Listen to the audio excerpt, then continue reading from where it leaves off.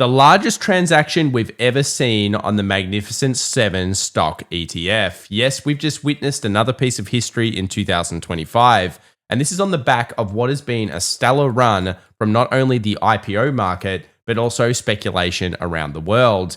With yields now dropping on the expectation that possibly Jerome Powell will be replaced, and we may be upwards of seeing 6 to 8 rate cuts, what exactly would that do to markets? Is that more of a thing we shouldn't be wishing for? Well, in today's video, we take a look at how the squeeze continues, as we suspected, and more importantly, what's next for stocks, commodities, and cryptos in the wake of what could be a massive stimulus boost. See you soon, guys. This one is not to be missed. Well, welcome back, everybody, to The Daily Show. My name's Tom, and we just saw another sea of green across markets as everything started to play catch-up as we break to all-time highs. The S&P 500 firmly broke through one of those key levels, being the 6100 zone, and as we know, this has led into a significant amount of squeezing occurring in the options market. But let's take a look at what we expected for June, which was a pullback in time and then generally a rally into July. Remember, we shared this data stat in June, which says that no time, at least since the 1980s, have we ever seen a market peak off in this particular month. In fact, if you're looking at peaks, generally speaking, you'll be looking at Q4 of this year because it's unlikely to occur even in July, August, and September. Even though we can see sell-offs, they don't tend to be the peak of the market leading into a massive sell or crash. Now, if we are higher in May and June, which it looks like all assured we will be for June, then according to Ryan Detrick here, you can see that we have some pretty good data stats. And we've already shared this before, but it does look like the final 6 months of the market might be quite positive. And we're almost hitting a double digit if that's going to occur. Now, as you guys know, it is expected to be like this, which means that we will see, in my opinion anyway, another sell-off at some point. But you're going to have to see the results of some other signal. And right now, we just don't have a reason to be heavily short this market at this stage. Let's have a look at year-to-date 25. If you thought that VC-backed IPO performance was going to be back after what we saw with tariffs only a few months ago, then you're pretty smart. In terms of what we have seen, though, is huge gains. Circle, of course, kicking the most out of everybody's in terms of 632% price IPO gains. Guys, this is not something you see every day. And yeah, it's happening here in 2025. So what's happened? Well, venture capitalists have obviously realized something about liquidity. And they've realized that the best thing to do right now is to potentially IPO. And this is actually something I've been looking for in this market to take us into the latest cycle stage of a bull run. And it's one of those classic signals. IPOs everywhere, heaps to come. And the classic thing usually happens with IPOs, which is a huge run up. And then remember my thought process, 12 to 18 months of decline. And then, of course, if you love those businesses, they tend to pull up again. So it's right and truly happening here with everybody jumping on. And we're seeing this across the board, whether it's Goldman Sachs meme stock basket, which is now at a new high, or whether it's non-profitable tech. This is what's back in 2025. And considering we haven't even seen another rate cut in a while, only expectations of more rate cuts, this is pretty wild. And this is driven by retail and also just driven by algorithms and options trading that's causing squeeze flows. And remember one of the things we've seen before, when this happened in 2021, it lasted for quite a while and we ended up actually really forcing a bull market all the way into 2022. But I won't ever forget that time in February where we had those extreme highs for stocks such as ARK and all those hypergrowths. Remember 1,000 times forward PE? Well, we're starting to get back there with some of these stocks. Now, to make matters even more wild has been the rise of stablecoins and, of course, their potential validity versus the US dollar. And, of course, now cryptocurrency, not Bitcoin. This is what I thought was very interesting about the statement yesterday. Cryptocurrency being used to potentially allow you to take on debt. That's right, specifically property debt. And as you guys said in the comments down below, there were all sorts of comments coming through. Some of you agreed, some of you disagreed, some of you thought it was an awesome idea. Most of you kind of thought this wouldn't end well. I think we all know, mostly in our heart of hearts, that if somebody takes out too much debt, ultimately, if everything starts to decline, it's going to cause a house of cards, pun intended. So why are we paying attention to this? Well, if this does take off, and of course we see cryptocurrency loans continuing or starting into the markets, then there is most likely a good case to be said that people will be over leveraging even more than they are right now. So that's going to be a very interesting point. I think to make things maybe even more exacerbated is what is going to happen if we do see Jerome Powell getting kicked from the Fed and indeed someone being installed that wants to do a fast cycle cut. So you might be familiar, fast cycle cuts are not necessarily what you want. Generally, to get a nice kind of steady bull market recovery, you need slow cycles. That is a certain level of cuts that just slowly stimulate the market and cause a nice upward kind of momentum shift. Now, if we get a fast cut, what that often means is that we're actually going into some form of panic. And I think this fast cut might be different to any other time. So while this chart is really interesting, I would say be careful what we wish for here when it comes to getting between 6 to 8 more rate cuts and what that could actually end up doing to the US economy. I would say it's going to create some kind of stimulation at the beginning, and then it will probably be needed as well to take over from the tariff impact that I believe will come through in the next earnings. And more importantly, we're going to obviously need, further reasons to actually say these valuations are worth it. Now, why would these reasons happen? Well, historically they have. Historically, we've moved higher over time when we've seen a negative 20% year to 1 year high within 3 months. That is a epic recovery in, of course, the tech stocks and an epic recovery in all stocks around the world. So why is this important? Well, it tends to mean that we've got 100% stat, few reads here, and that 9 months later even, markets are pretty bullish, and they're actually bullish to double-digit gains. So don't be surprised if markets can go a little bit more epic than you think, although I do feel like we're probably sitting at around a 10 to 15% upside here, even max kind of when we're considering the stim that might come and the problems that might be also happening on the horizon. Now, institutional clients net buying of tech last week, that ranks number 1 in the history of all buys since global financial crisis. And that basically means big tech is being purchased now by institutions who have fallen behind. And we already know this because the latest data shows that hedge funds are super underweight the US. So they've been panicking as we've gone through this back of June. Maybe even some of them thought we'd sell off a little bit more. They were getting ready to buy, which is certainly what we thought on this channel. And as soon as that market broke that 60-60 level and closed, and then we went through, of course, the squeeze in options, we've now been up 100 points in like just 2 sessions. So clearly there's a bit of panic buying on the street. And that panic buying is predominantly going into meme stocks, hyper growth, and tech. And of course, if tech is going, that's usually a good sign for the markets for now. But we do need to be aware of quite a few things. Number 1, I mentioned at the start of today's video, the largest trade ever recorded. Yes, on MAG's Roundhill Magnificent 7 ETF, one of the most well-known for the MAG 7, we just saw the largest transaction ever come through. Now, that doesn't mean it's a sell. Well, obviously there's a buy and a sell. We don't know which side is strongest at this point, but certainly near these all-time highs, people are starting to say, you know what, maybe I'll take a little bit of profit. And remember, the last time we reported on this, we saw a number 2, and what happened was the market started to stagnate and sit for quite a period of time. And that was a huge transaction that eventually led on to a sell. Could this be a buy for a massive rally, or is this actually another sell that will lead to stagnation? The price action after these trades matters more than anything else. And we saw the same thing here with VOO. I'd say these are all massive trades. The number 2 and number 3, and VOO is not a small S&P 500 fund. This is a huge S&P 500 fund. So you've got to be paying attention to these. And I think the upcoming price action in July is going to be very telling. Do we see the first 2 weeks be Christmas in July and then we kind of decline? What is going to happen in the earnings period coming up? Is AI going to give enough of a boost to the companies to allow these profit, kind of forward PEs to be valued?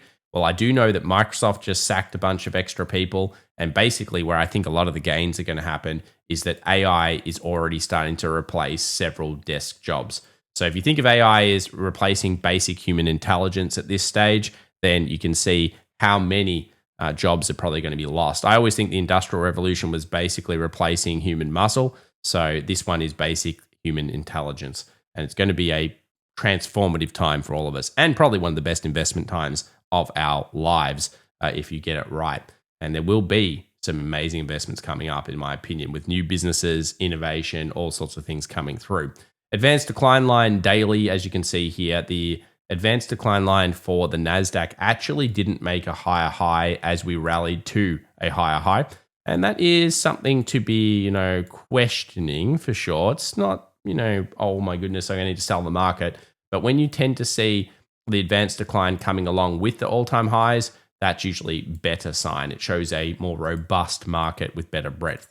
Nothing to be worried about yet, but certainly paying attention to. We already talked about this inflation chart. I'm going to leave it around for a little while because it kind of suggests that tariffs may cause inflation, remember, at least initially.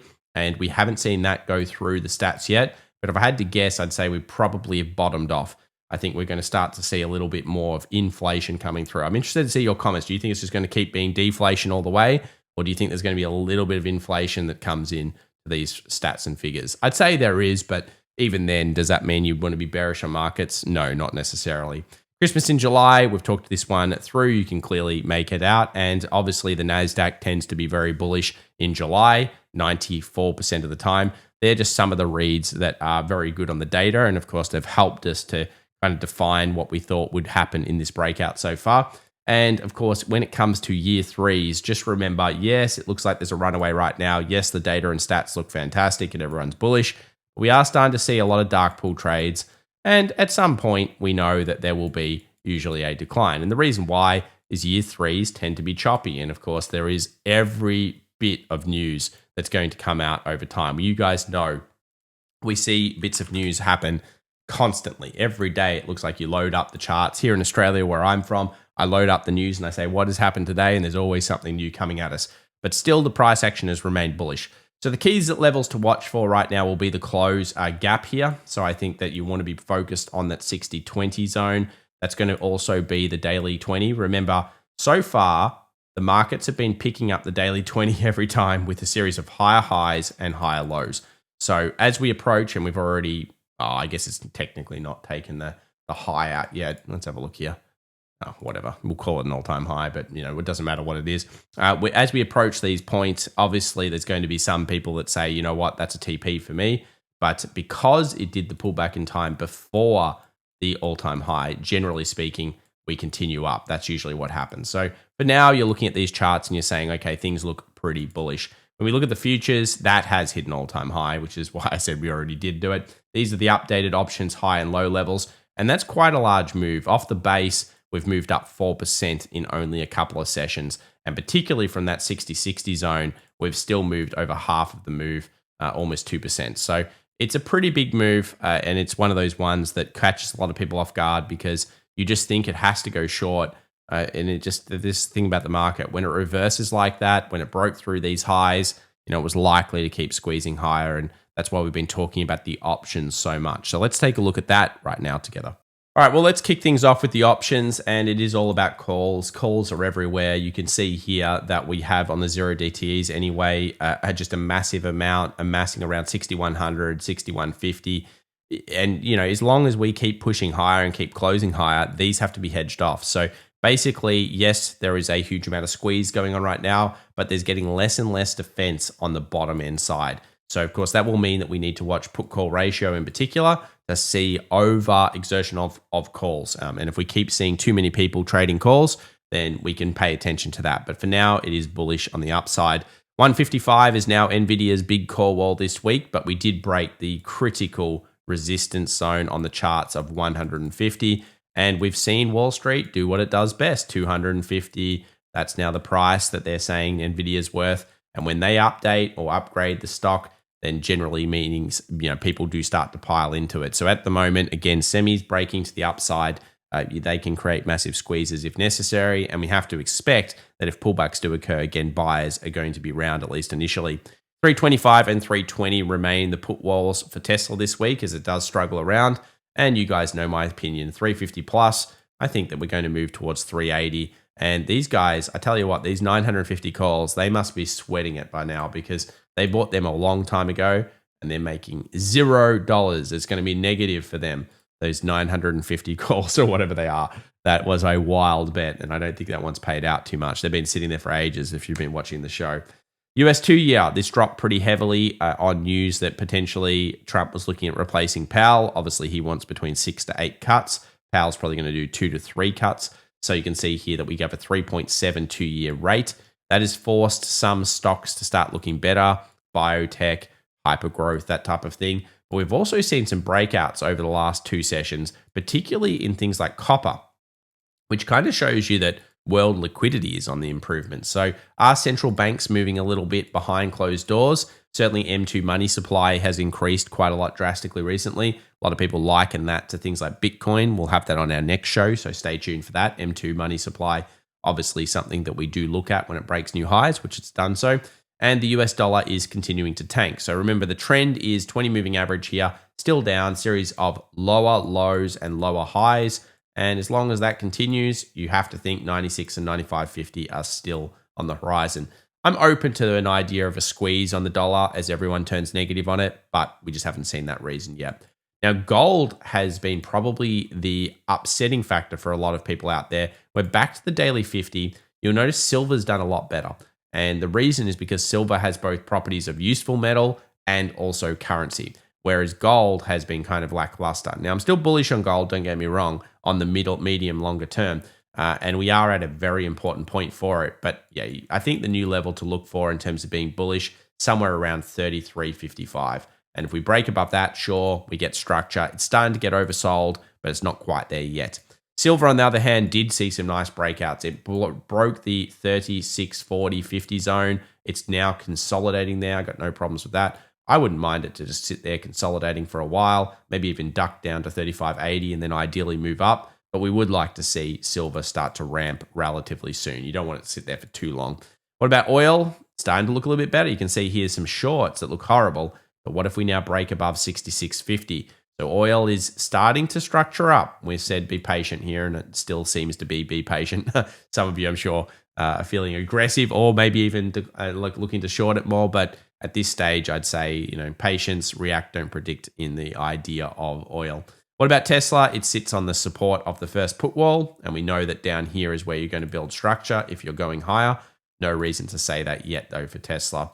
Nvidia broke through 150, kind of broke up, closed a little bit, only up 0.46. Still bullish. I mean, there's no reason. Look at semis. Semis ended up closing even better. So at this stage, it's a squeeze on semiconductors and Nvidia until proven otherwise.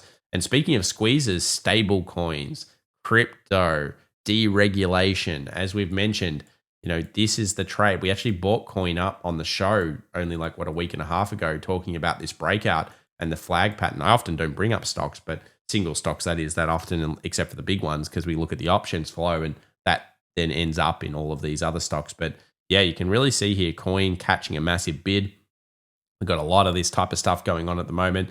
We've talked about ARK as well. So if you look at ARK on the charts, you guys can clearly see that that's rallying. This is hypergrowth. I mean, basically everybody's jumping into hypergrowth again. And it's retail. It's a mixture of algorithms and options, and it's certainly euphoric style, but that can last for a little while. So get ready for a very interesting back end of 2025. Make sure to subscribe if you haven't already. It's going to be one of those years.